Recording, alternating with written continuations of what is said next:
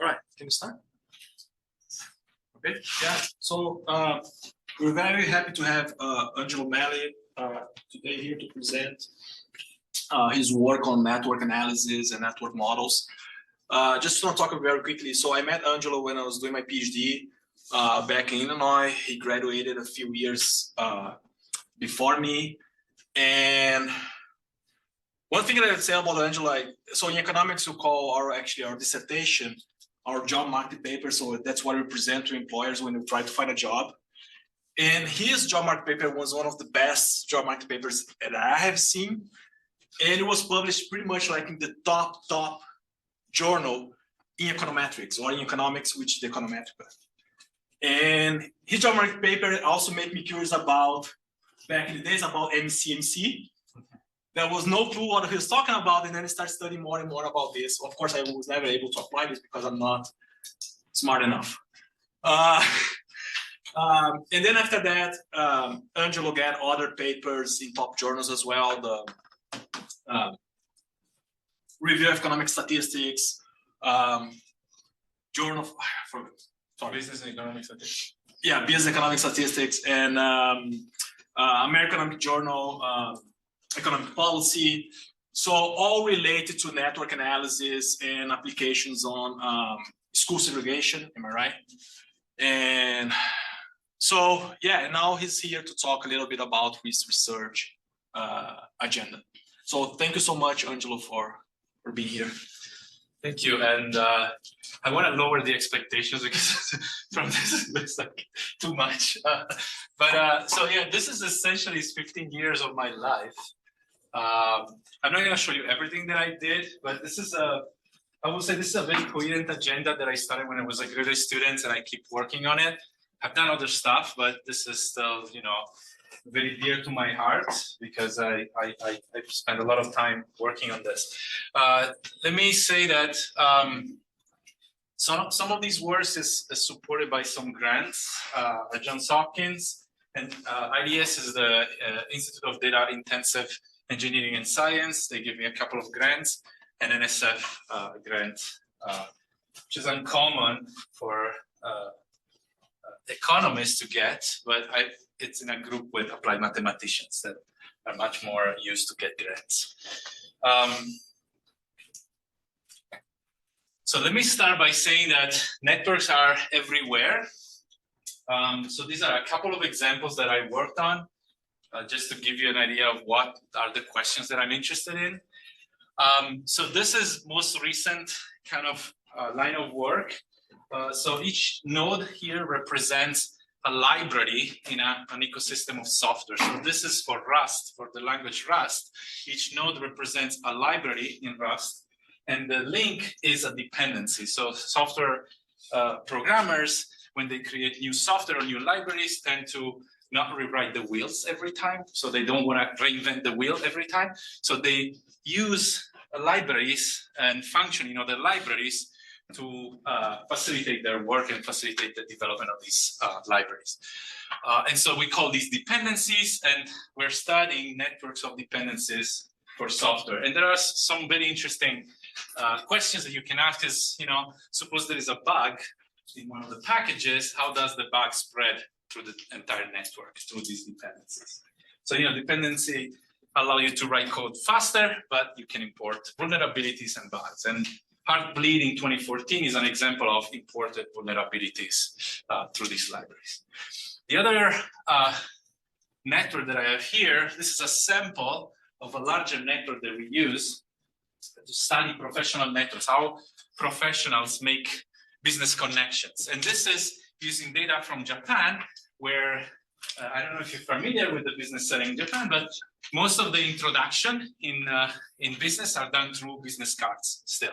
And there's a ritual of people meeting for a business meeting and sharing or exchanging business cards. So this company that I'm working with, they have an app to digitize the business cards and make it digital objects that you can share through the app. And you can recreate the networks of people that have met through these business connections from that application. And so this is just 10,000 nodes. Each connection represents a business relationship. But we have, in our samples, we have about, well, we have 1 million and more professionals, but we used in the data that we used, we had 250,000. So this is just an extract from that. The color here represents a type of work, and I'm going to be a little bit more precise later what I mean by that. Another data set that I used is ADELT. ADELT is called the National Longitudinal Study of Adolescent Health. It was designed by sociologists, and it was used a lot in sociology and now also in economics and other social sciences to study adolescents. And the idea is to study the evolution of health through high school and beyond. Now they have the fifth wave. I think these guys are getting, they are more or less my age, like about, well, I want to say about 50 almost. And some are getting some diseases. So they want to see if there is some determinants of these diseases that was, was embedded in this kind of social relationships. And here, the picture that I gave you is something that was very interesting to me is each node here represents a student. The color of the node represents the racial group. So the yellow are Caucasian, green are African American, and red are Hispanic students. And you see that they tend to, at least the software tend to form these clusters, separated clusters of the network. And the software does this essentially by creating a cluster when there is a lot of links between the nodes, and separating the cluster when there are fewer links across the clusters. And so it gives you an image of segregation by racial lines within the school in terms of these friendships. And so one question that I had is that how do preferences for people that are similar to you will affect the shape of the network? And how do you get to these kind of segregated networks in the schools? The other question I had in mind was, suppose that you have a busing program that transports minority to a school that is mostly white. What happens to the internal networks in that school? Do they resegregate within the school, or did they actually create more interactions across racial lines? Or you can do that for gender, you can do that for other characteristics. And so these are the kind of questions that got me started in this literature. And so when I started, which was, let's say, about 2007, there were in economics, at least, well, there were two approaches, essentially. One is the statistical approach that basically proposed a model of how the network is formed that is purely mechanical, based on some generative model that is a statistical model, okay? So think about, for example, Erdős-Renyi graphs. Each link is independently formed with some probability, okay? Let's say P is a number between 0 and 1, okay? You get more dense graph if P is closer to 1, you get sparser graph as P is closer to 0. But the nice thing about this modeling is that, well, then you get a likelihood, right? You have essentially, say you have these links formed like Bernoulli variables, they are all independent, so you can write down the log likelihood of your network. And then you can estimate the parameters through maximum likelihood or some other techniques. And so estimating this P is very easy in this case. For the Erdős-Renyi graph, is just the number of links that you have in the network divided by the maximum possible number of links that is usually of order n squared, where n is the number of nodes. And so this is a very useful approach because, well, it gives you a way to estimate these models and to get parameters from data. Of course, you can complicate this as much as you want. You can make this probability vary by pairs. For example, you can make an inhomogeneous Erdős-Renyi where each link is formed with a different probability that depends on I and J, the pair involved, the two nodes involved in the link. You can have different models in which the network grows over time. For example, preferential attachment, where you have a dynamic model where in each period there is a new node that joins the network, and there is a higher probability of linking to nodes that already have a lot of links. And this was one of the first models that was applied to the World Wide Web, and it was very successful in getting, in studying the properties of the initial World Wide Web. You have lots of other models that you can use, but essentially the main idea here, if you have a statistical model, gives you a likelihood, then bringing the model to the data is really, really easy. Well, not easy. It's let's say it's built that way. Okay. What were the economists doing in the meantime? The economists were essentially just working on theory. And essentially the main idea is that these links are created based on some cost and benefits of the links. And so the economic approach is basically you have a cost of forming the link. You need to maintain the link. You have to spend time with your friends and so on, right? And you have some benefits. You like your friends, right? So you're going to stay with your friends because you get some benefits. And so from a theory point of view, this is very interesting for an economic theorist. The network in these models is always the equilibrium outcome of some gain. So you have these strategic nodes, right? These nodes are people usually, and they act strategically. They best respond to what the other nodes are doing, what other links have been created by other people. And the network is just basically an equilibrium of this process of information. So to give you just like an idea of how this will work, one of the most famous papers in this literature is the connection model of Jackson and Walensky. It's a kind of old paper, but laid the foundation for all this literature. And so basically each person is an objective function. Okay, I here is a node, G is a network, and people or nodes can evaluate the network based on this function here. So for each link that you form, you're going to pay a cost. Let's call it C. Okay, I form one link, I pay C. I form two links, I pay 2 times C. I form 3 links, I pay 3 times C, and so on. Okay, so this is the degree of node I. Okay, so linear cost, linear in the degree, and then you get benefits from forming these links. And delta is the benefit that you get. Delta is the benefit that you get if you form a link to one node. You also get indirect benefits. So you get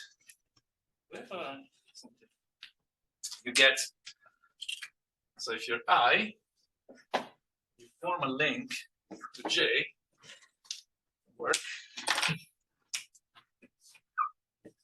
J, then you also get some utility or some payoff from other links that J has formed. So some indirect benefits, okay? The idea is that you have some way to access information to nodes that you're linked to, but you have some way to access information for nodes that you're not linked directly, but indirectly. Okay, so this formulation basically tells you, depending on the distance, how far away is the other node, you're going to get a discounted utility. So if the node is connected to you, you get delta. If the node is one link away, you get delta squared, and so on. And delta is a number between 0 and 1. So you get a discounted benefit. You don't get the entire benefit from indirect connections, but you get some benefit. So why is this interesting for an economic theorist? Because there is now a mismatch. You pay only for direct connection, but you get links that are undirected benefiting you. Okay, and those links are not formed by you. Okay, so you have this free riding problem in which you don't want to form too many links because they cost you. You want other people to form links, right? But if everybody behaves like that, you're going to have a very sparse network where nobody wants to form links, okay? So depending on the value of the parameters delta and C, you can show that there are different equilibria here, okay? So there are equilibria in which nobody forms links, there are equilibria in which everybody forms links to everybody, and there are intermediate equilibria. This multiplicity of equilibria is very common to all these models of network formation, okay? To all these game theoretical models of network formation, which creates problems when you want to do estimation. Because when you have multiple equilibria, the likelihood of the data is not necessarily well defined, okay?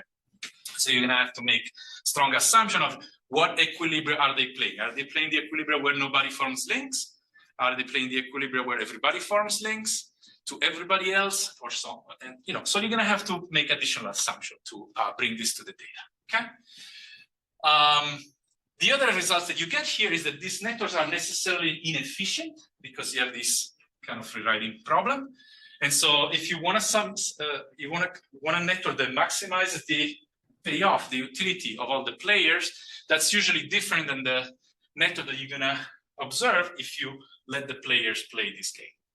Okay, so the networks are not necessarily efficient. Okay, so this is a typical outcome of this strategic network formation model. Now, you have two approaches. The statistical approach is very good for data analysis, but doesn't have any behavioral or incentive interpretation or equilibrium interpretation that economists love. These approach, the theoretical approach, in which you have the equilibrium interpretation of the network, but it's more difficult to bring to the data. So what I did when I was working on my thesis is to bring the two approaches together. Of course, you need to make compromises here, right? But essentially, the goals were two. One, I want a model that has the economic equilibrium interpretation, or a game theoretical equilibrium interpretation. The goal two is that I can estimate this model, like the statistical model, and I can estimate it using one network, okay?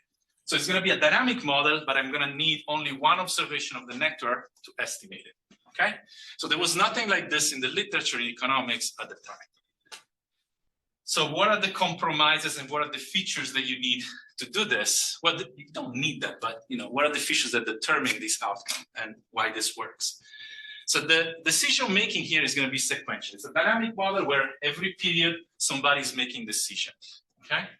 And these decisions are sequential. I form a link today, tomorrow you form another link, the day after tomorrow somebody else forms another link, and so on, okay?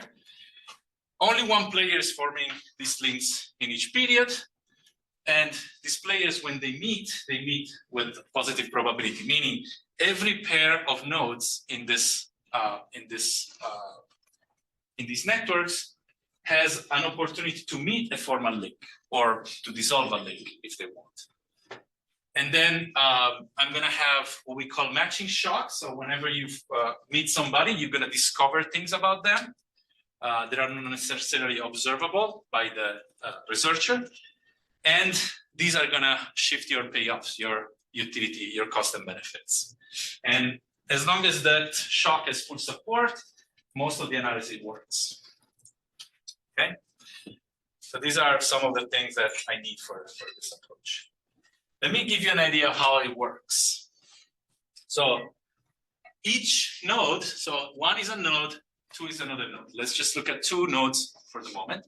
And one is deciding whether it wants to form a link to two, okay? Let's think of this as friendship formation or communication. One is sending a message to two. One has some observable characteristics, X, okay? X1 tells me, his race, his gender, his income, and a lot of stuff that I can observe in my data. And the same I observe for node number two. So my benefit, if I'm one, to create this link is encapsulated in this utility, U12, that is a function of observables of one and observables of two. Okay? So whenever I form this link and I'm one, I'm going to get this payoff. All right? This payoff includes the benefits and the cost. Okay, so I'm not saying which one is the cost, which one is the benefit. I say, this is the net benefit. It's the benefits minus costs. Then, you can make functional form assumptions to separate cost and benefits, but for the moment, that's how I'm going to call it. Now, this is relatively simple. If I have a model like this, it's relatively simple to get a likelihood because this is essentially an Erdős-Rényi model. If I have matching shock that IID, this is an homogeneous Erdős-Rényi model. Now, when is the complication coming in? If I consider additional links. So suppose that I'm one again, and I'm trying to decide whether to form a link to two. Now, my payoff is going to be composed of three things. This net utility that I get from forming the link to two. This is the direct effect. And then I'm going to assume that you have some indirect utility because two has some links to other people, say 6, 7, and 8. They are all indexed by their observable characteristics. Okay. And I'm going to get additional payoff from each of these links. So this payoff tells me the indirect benefit that I get if I form a link to 2 by accessing indirectly node number 6. Fair enough? The same for this, tells me what's the indirect benefit I get if I indirectly access to node 7. And in general, it can depend on my observables, the observable of 2 and the observable of 7. Okay. What about this, guys? When I form a new link to 2, I'm creating an indirect connection for these guys, which changes how they perceive me, right? It's going to change my popularity because now I may be either more available to them, I can bring more benefits because now I bring more indirect benefits, or if this is a negative benefit for them, then I get less popular, right? They will like me less. And so this utility, this V, are sort of like measuring my popularity and how the popularity changes if I make this decision to link to. Okay? So depending on the application, I call this popularity or attractiveness. This I call it externality or risk. The point is, indirect connection matters when you form the link. And so that's where the complication comes in these models, right? If I didn't have these two parts, going from the theoretical model to the likelihood is relatively simple. Okay, so this is the main feature of these models. So what are the assumptions that I make? And they change, depending on the paper, they change a little bit, but essentially this is the main idea. In each period, the network formation is sequential. In each period of the model, a random node I is chosen from the M nodes. I is paired with a node J at random. Okay, so they are matched. And then I decide, after seeing this unobserved matching shock, I decide whether to link to J. Is going to link if the utility of forming the link is greater than the utility of not forming that link. Okay, so if the link exists, the decision is going to be instead, do I want to maintain this link or do I want to change it? Do I want to cut it? Okay. I need a bunch of technical assumptions that, again, these are throughout most of the papers that I wrote. The players are myopic, and this is crucial here. What myopic means is that whenever I form a link today, I'm not thinking about what the network is going to look in the next period. Okay, I'm just going to maximize my utility today, and then tomorrow, if I get to choose again, I'm going to look at the network again. I'm going to maximize my utility that day. But I'm not going to have an option value of forming the link today versus forming the link tomorrow. Okay. The probability of meeting, so this matching probability between I and J is always positive for any pairs I and J. For any node pair, I have a probability of meeting that is positive, which means every pair of agents or nodes can meet with positive probability. Any link can be updated, essentially, over time. Maybe the probability is really small, so the link is not going to get updated very often, but it has to be positive. Popularity and externalities, what I call V and W in the previous graph, those utility are exactly the same functional form.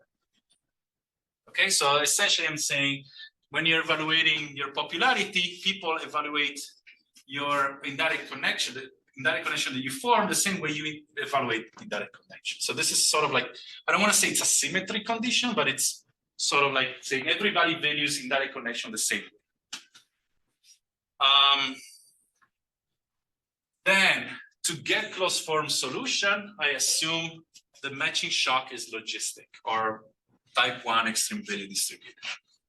And the agent form the link if the utility of forming a link, so if your utility of having a link between I and J is plus the matching shock is greater or equal to the utility of not forming the link plus the matching shock if you don't form the link, you get, you form the link. Okay, so this is a directed link formation model in which only one node is the decision maker. You can change this to two nodes making the decision cooperatively and maximizing the sum of their utilities. you get a similar model, and I'm going to talk about that in a little bit. But essentially, the structure works for a directed or undirected network as well. Okay, so basically, if you have the incentives to form the link, you do it, otherwise you don't. I have until 11:15. We'll have maybe 10 minutes for questions, so like Okay. 11:20. All right, so how does the equilibrium look like? Okay, so first of all, let me show you the incentives to form a link. Okay, so this is, if I'm I and I form a link to J, okay, given the rest of the network is the same, right? And this is the utility that I get if I don't form the link to J, given the same rest of the network, is given by this formula. Okay, so this is the direct payoff that I get, and these are the indirect payoff. Okay, I get indirect payoff from the externalities and also from my popularity. So that's my marginal utility of forming a link. Okay, if that's positive, great. If that's negative, not so great. Plus, I have to add the shock, right? Now, there exists a function called the potential, and this is a very nice parallel with statistical mechanics. So there is a function Q that is given by this formula, okay? It's not the sum of the utility, so it's not the welfare function of this system, but it is this aggregate function of the network, all right? Now, what are the properties of this function? They're such that if you compute the potential in a network where I and J are connected, then you compute the potential in a network where I and J are not connected, and you keep the rest of the network the same, that gives you exactly the same value of the marginal utility of I to form a link to J. So essentially, if you want to call this the incentive, the deterministic incentive to form a link for I, the potential gives you exactly the same information. Why is this nice? Well, if you want to compute equilibria, you need to know for each player these kind of incentives. Okay? So you need to keep track of a very large number of utility functions and marginal utilities. Here, you just need to keep track of one scalar. Okay? So the potential is an aggregate function, it's a number. These are n numbers, a utility for each node. So that already simplifies your analysis a lot. You can show that the networks that maximize this function, so the G, the networks matrices that maximize this function, are Nash equilibrium. Okay, so this is what I mean. It gives you all the incentives to compute all the incentives of the player and allows you to compute equilibrium. By the theory of potential games, you can show that all the maximizer of this are Nash equilibrium. And there it is. You have multiple equilibria here too, most of the times, but you know how to compute it. Okay?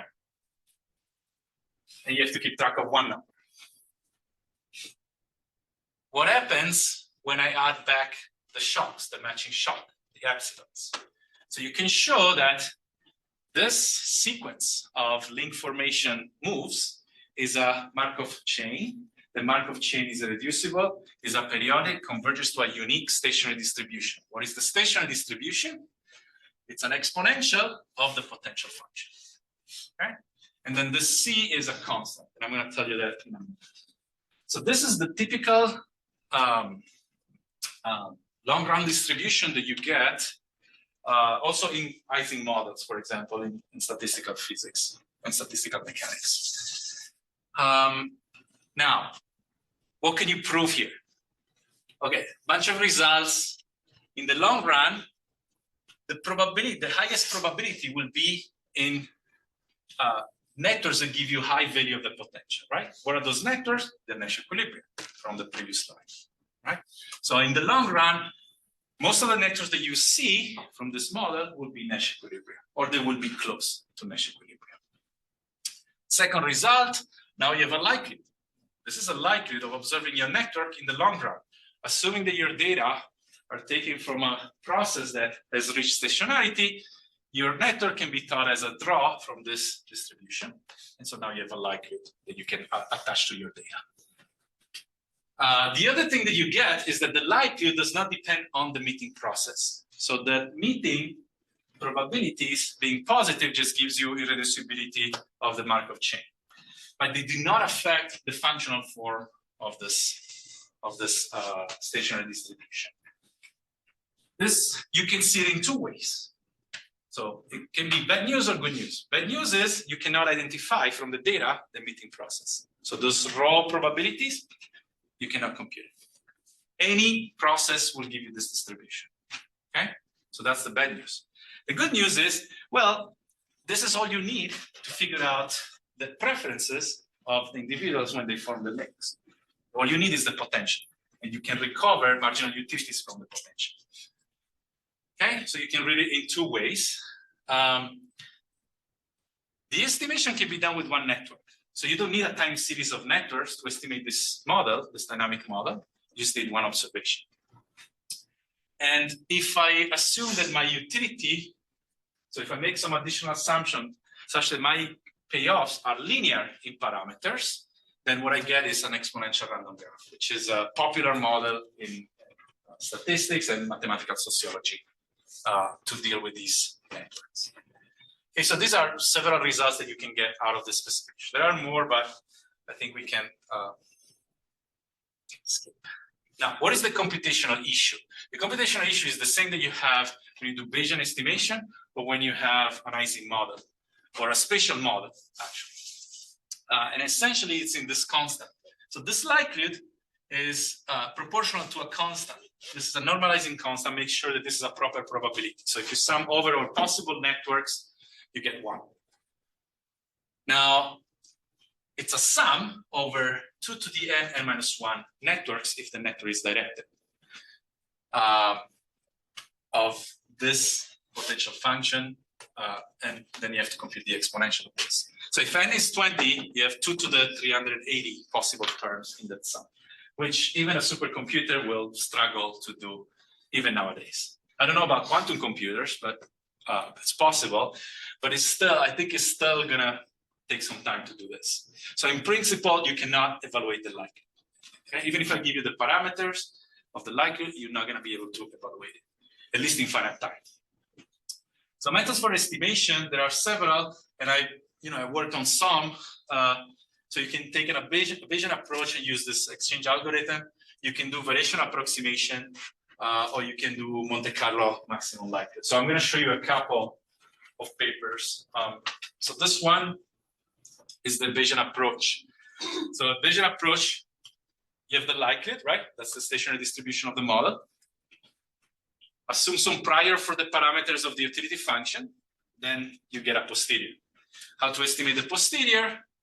Well, the posterior has two problems. You have the normalizing constant of the posterior that is a high dimensional integral, and that's the problem that every Bayesian estimation has.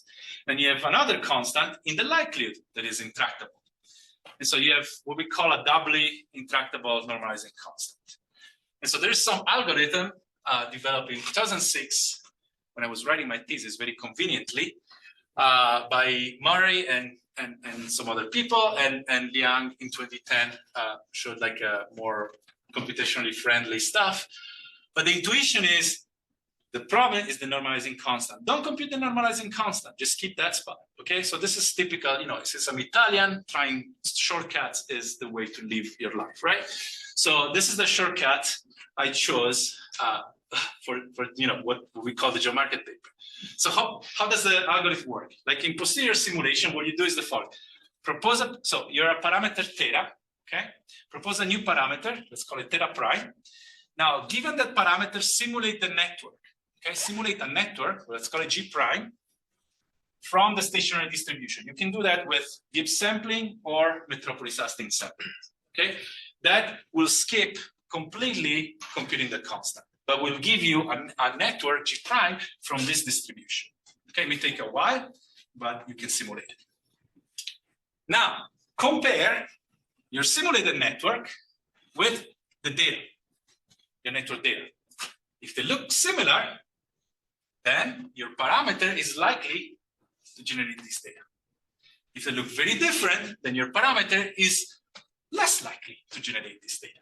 Okay, so when you get similar networks, simulated and data, then accept this proposed parameter with high probability and reject with small probability. If they're very different, reject this parameter with high probability and accept with small probability. Okay, so this is the intuition of the algorithm and how it works mechanically. How do you compare networks? You can do likelihood ratios.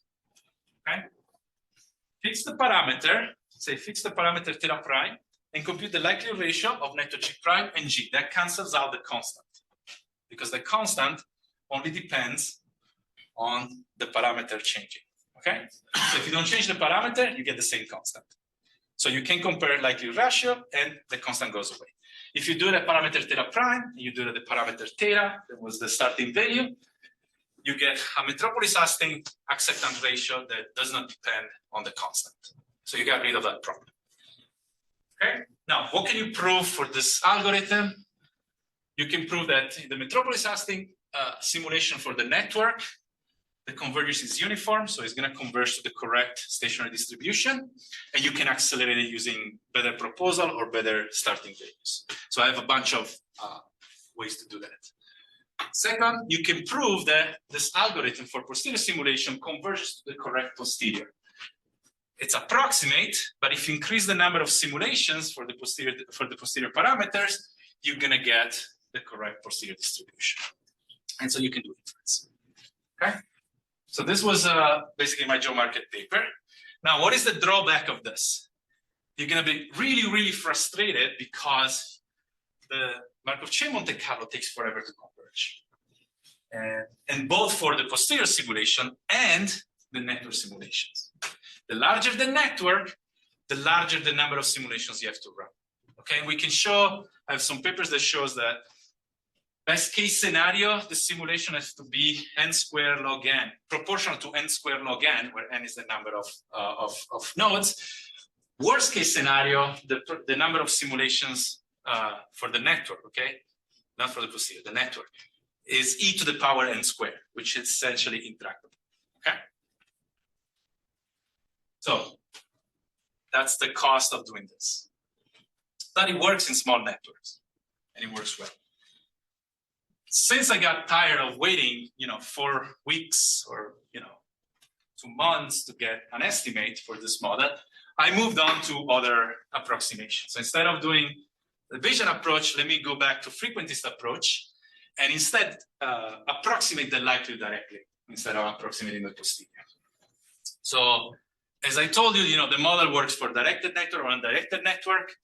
What I did in this paper with Ling John is a mathematician at Florida State. So one thing that we have to do here, we're going to consider a large network. So we're going to take n that explodes to infinity, that goes to infinity. And so the idea is we need to rescale some terms in the utility function, because otherwise this term, if n becomes infinity, is going to explode. It's going to become very, very large. It's going to dominate the utility function. So we rescale it by n, all right? So if we do this, we can show that this converges to something and this converges to something, all right? And it doesn't explode, all right? It doesn't go to plus infinity. Now, the stationary distribution looks exactly the same, but it's rescaled, okay? So instead of having a potential, Tn here is going to be a rescaled potential, where I rescale by n squared, which is the number of links. And the constant here is going to be given by this expression. So it's 1 over n squared log of the constant that I had before. Okay? So I'm just rescaling terms here, so that if n goes to infinity, this converges to a number, and this converges to a number. All right. So what happens in this case, we're going to approximate this distribution with a simpler distribution. So think about an inhomogeneous Erdős-Rényi graph.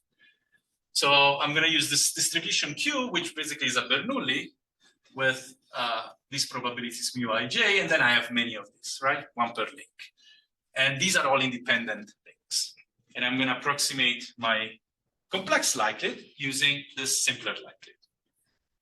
Now, the variational method works by finding the best Q, so the best Q which has independent links, by minimizing the Kullbaum library divergence between Q and my stationary distribution.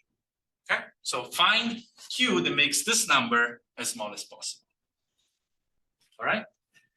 Kullbaum library divergence is always non-negative. So when I write down the formula, I have a greater or equal to 0 here, and then I flip the equations to get a formula for this guy, or a lower bound for this guy, for my constant. So I can show that my constant is lower bounded by this expression, okay, which is this thing here. So this is the sup or the max, depending on which space you're looking at. But basically compute these probabilities and find the best probability that gives you the highest value for this expression. This is going to approximate the constant, but it's going to give me a lower bound. It's going to be equal only if Q is exactly the same as the stationary distribution of the modes. The solution, so the mu that solves this problem, you can find iteratively. Take the first order for the condition for each mu ij, and then iteratively update the maximization until you get to a local maximum, and then you can restart it many times to make sure that you're not trapped in a local maximum. Or you can use a global optimizer and find the maximum of that. But this is also very easily parallelizable, and the MCMC is not. Okay, so this you can make it faster by just parallelizing. So computation, this is an advantage. Now, does it work? So that was the question when we started doing this, okay? And that's why Lin John came into the project, because I couldn't do this last step of the proof, okay? So he is an expert of large deviations, and with large deviation, you can show a couple of things. You can show there is an error approximation if you do this, okay? Of course, like, you're approximating a distribution that is complex with correlated links with a distribution where the links are independent. So you're going to have an error. How big is this error? We can give you a formula for that, for any size of the network. We can also show you that the approximation, the error, is going to go to 0 if you increase the size of the network. So for very large network, essentially, this model converges to an inhomogeneous R-Schrodinger's graph. Okay? So we show that the likelihood that we have here, right, just basically take the constant and substitute the constant in the likelihood with this approximated constant, with this mean field lower bound. Then the likelihood, computed this way, is going to converge to the true likelihood almost shortly, okay, for large N. And of course, you need some concavity and some other stuff going on, but under some regularity conditions that are common in this literature, it works. So you get parameters estimates from that approximate likelihood that are not completely crazy, okay? And in some special cases, you can solve this as a calculus problem. So for example, if all the nodes are exactly the same, there's no heterogeneity, the calculus is a one variable calculus. It's an optimization in one variable. If you have two types of agents, okay, two types of nodes, and each type has exactly half of the total number of nodes, then you have an optimization in two variables, U and V, that is given by solving this maximization problem in U and V. Okay? And we can show that if beta is negative, so the externalities are negative, there is a unique solution. So this gives you a way to also, in the future, maybe, if we keep working on this, to use this for sampling, to create a sampler. So now you can evaluate the likelihood approximately and get sampling directly from the likelihood instead of doing the MCMC. But even in estimation, this works relatively well. Okay, so we show in the paper that our bounds are very conservative. They're not sharp bounds, but are very conservative, and the estimation parameters that we get, the estimates that we get, are actually much better than we would expect given the theorems. Okay, even in smaller networks, not in large networks. Large networks, we know it works.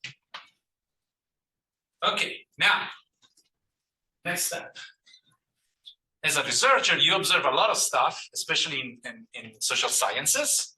You also don't observe a lot of stuff. For example, you don't know if in schools, the kids form links because they're very social, they're very attractive. You may not observe that, right? And so you can augment the model with observable and unobservable characteristics. So Z here represents something that I cannot observe.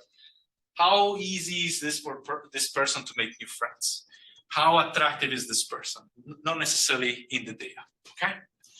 And you can use exactly the same machinery to estimate a model like this, okay? So we have projects in which we have considered this heterogeneity as being types, okay? So you have like two types of people, they're very social and not very social, right? And you want to estimate how the payoffs of the system varies by type. Remember, these are not observed characteristics, okay? We can show that if this is the case, the network that we observe is a mixture of exponential random graphs. So it's a mixture of the stationary distribution that I showed you at the beginning. And then, you know, I have a bunch of papers where we worked the estimation. The estimation is a little bit more complicated here. You can do the same that you did in my original paper. You take an Bayesian approach, use the exchange algorithm, you just augment the metropolis hashing with an additional variable. That is your debt as a academic, because you're never going to get tenure if you wait months for this thing. This, for a network with 150 nodes, it takes me 1 month to get one estimate. And then I have to try, like, you know, different specification, different estimates. And so it takes months and months just to get one paper written down. So we worked on some variational approximation for this model as well. So there's several papers there where we're doing this, and we do the estimation in 2 steps. Step 1, estimate the types. So tell which node is which type. And we can do that with clustering algorithms. And that is the beauty of the 2-step methods. The clustering algorithms, you can change it as much as you want. So you can use, we use variational approximation for stochastic block model, or you can use spectral methods, or you can use whatever you want, Louvain methods, whatever you want.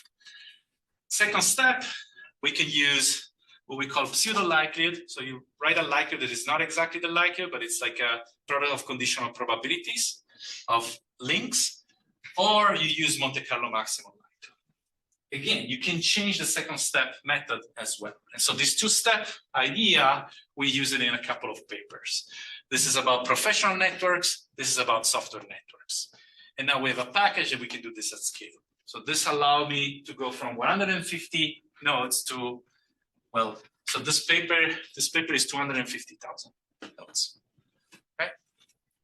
Still small, because we have networks of millions of nodes, but if you want to incorporate all these equilibrium conditions, this is big enough.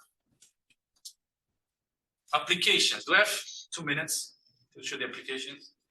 I have 3 applications that I want to mention. I have more, but you know. So this is the segregation. That's where I started from. Okay, this was the original idea and why I started working on this problem. So I want to estimate preferences for students of similar background. So, you know, same race, same gender, same income of the parents, some education of the parents, whatever you have in your data.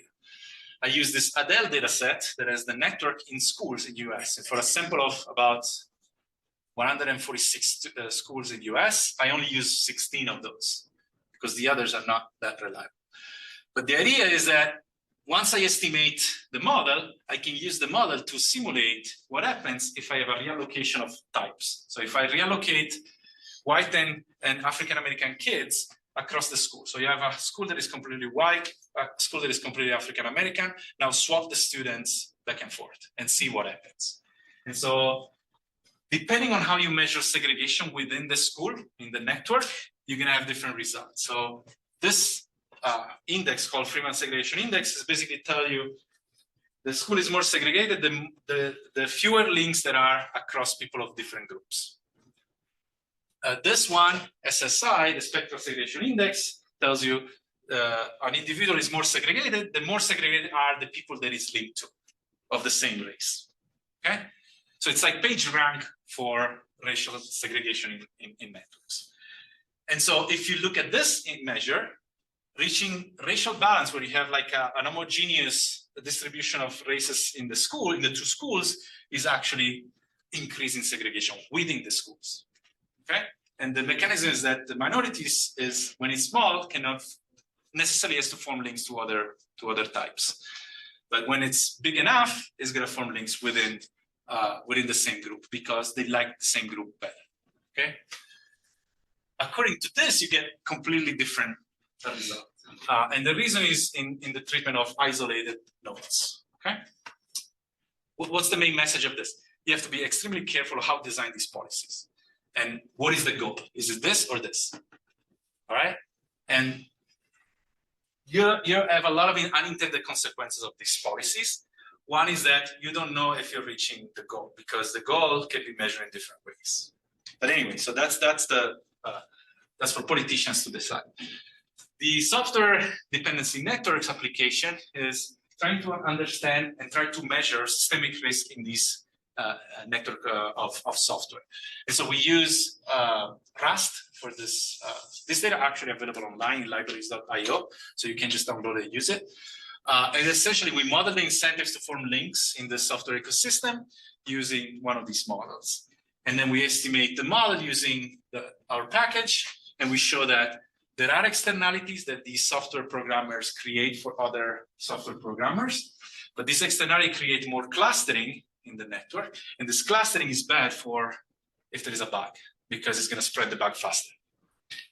And so we show that even if you model contagion as an SIR model, they are super popular after COVID, just protecting the most connected packages is enough to decrease the systemic risk by almost 40%. And so you just have to take care of, say, 100 packages out of 35,000 and make sure that those packages are okay. Those are the most contagious packages because they're connected to a lot of packages. So essentially, the packages that everybody uses that do the simpler functions, like input, output, or printing functions, right? Those are the ones that everybody links to. Protect those, and you get a systemic risk decrease of almost 40%. And I will stop here because I'm out of time. I'm just going to say this is a growing field in economics, and I'm always looking for collaborations because computation is not my strong part, right? So I have to borrow from other disciplines. So there's a lot of problems here. Some are econometrics problems. Most of them are computational problems. And we are at the point where we have a very scalable algorithm, but you cannot store the data in the RAM. So you need to move out of the RAM to and these things, I'm not very comfortable with. But I have other collaborations with applied mathematicians where we do spectral embeddings, or we use some tricks to get approximation of these models. There are a lot more data available now than when I started, and they are much, much larger. So there's a lot of room for collaborations, and especially, people that know computing. I think it's one target. And I'm just gonna stop here. Okay. Sorry for going too long.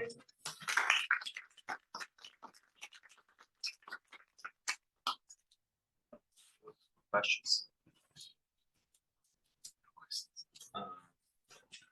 So you mentioned that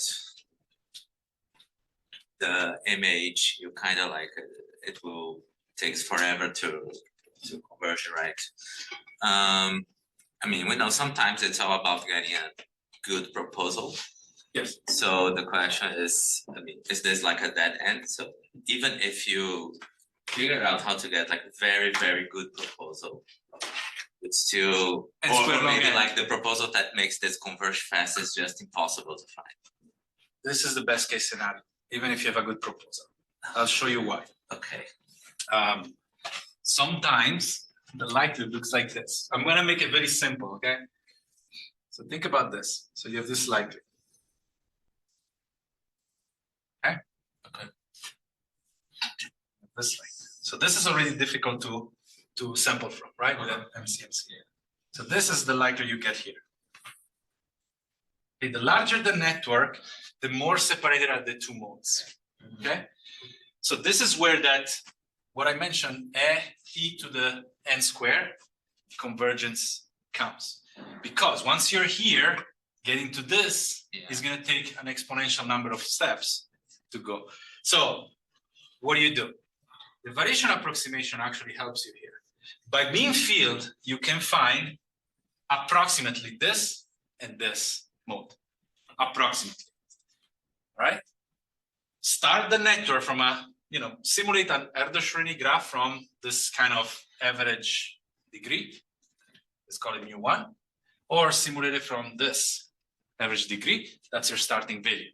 It's going to put you exactly at one of the modes. And then you can, propose to swap from this mode to this mode. So that's one proposal that allows this convergence to get faster. But faster means this. Okay. So if n is 10,000, you're still screwed. Okay. It won't go that much faster. The other thing that you can do is my model tells you update one link at a time, one link per period. So one link per iteration in the Metropolis Hastings. Metropolis Hastings can update multiple links, right? The issue is that to do that, you spend time computing the potential every time that you change more than one link. And that may take longer than actually doing the iteration of one link at a time. So there are ways around it, and they work for relatively small networks because this is the best case scenario. But that's why I moved away. The other thing that you get from the exchange algorithm is that the exchange algorithm, so Metropolis Hastings usually you shoot for 25% acceptance rate from several papers, gives you this as benchmark, right? Exchange algorithm, if you're lucky, okay, you get 18%. Most of the times you get less than that. And so it's extremely slow. It accepts very few proposals, and it's painful, I'm telling you. Okay. So that's why I moved away from that. So if you're a small network, go ahead and do it. And that's a gold standard. Even for an observed heterogeneity, exchange algorithm is gold standard, but you cannot scale it. That's the problem. Or maybe you can, and I just don't know. Okay.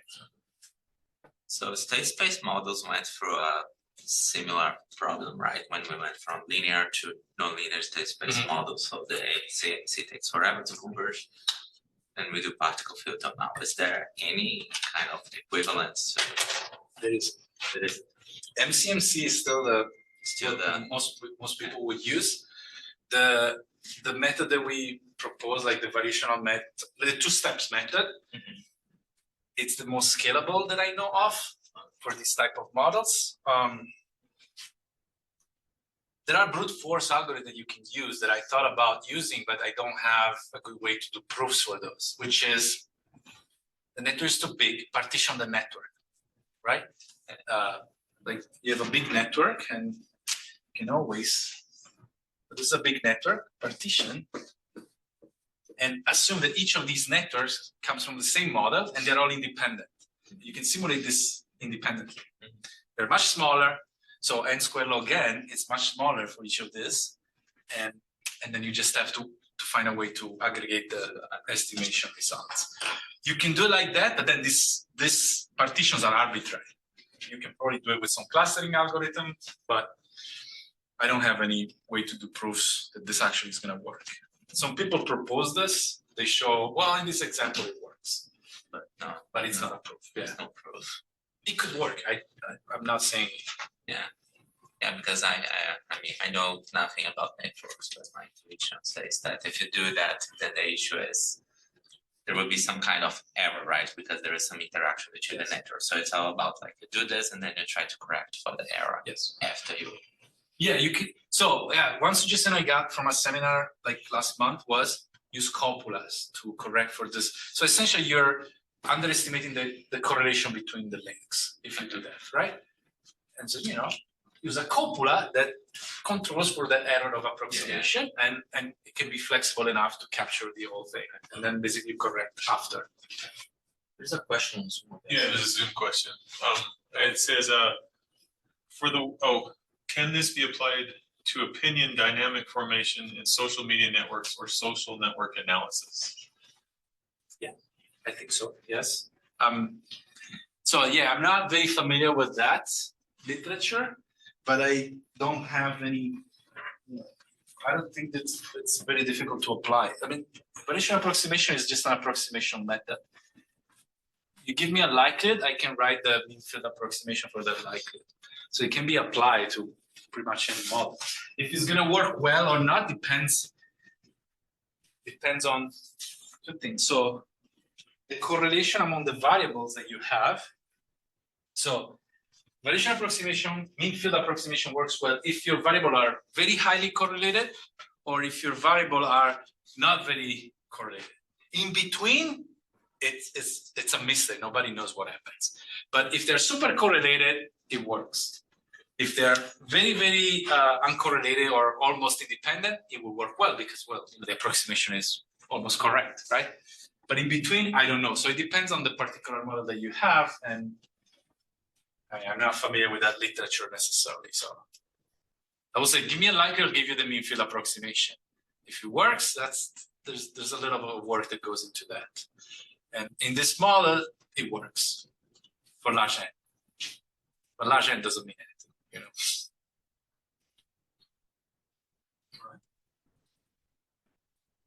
We have one more online question if there's time. Yeah, sure. For the work that used the KL divergence, was there a reason why KL was used, or is that just the common method for examining ERGM? No, that's because, so that has nothing to do with the ERGM. This is, I took this from, so there's a monograph of 2003 by Michael Jordan, great name by the way, and Wainwright, Ian Wainwright. They wrote about variational methods for complicated models. Their model of choice to just explain the basics was the Ising model. The Ising model, it's a simpler version of this. What you get for the exponential random graph is basically an Ising system, an Ising model. A little bit more complicated because you can add terms, but it is an Ising model at the end. And they show that you can approximate it using this variational method. So curva linear divergence is another way to see the variational method. It's basically, in the variational method, you're solving the dual optimization that you do for a likelihood. Instead of maximizing the likelihood or minimizing the curva linear divergence. It's exactly the same problem. But it has nothing to do with exponential random graph model. It has to do with, you know, statistics and maximum likelihood and the dual problem of maximum likelihood. That's all. But it's very handy. Okay, so thank you very much. Thank you.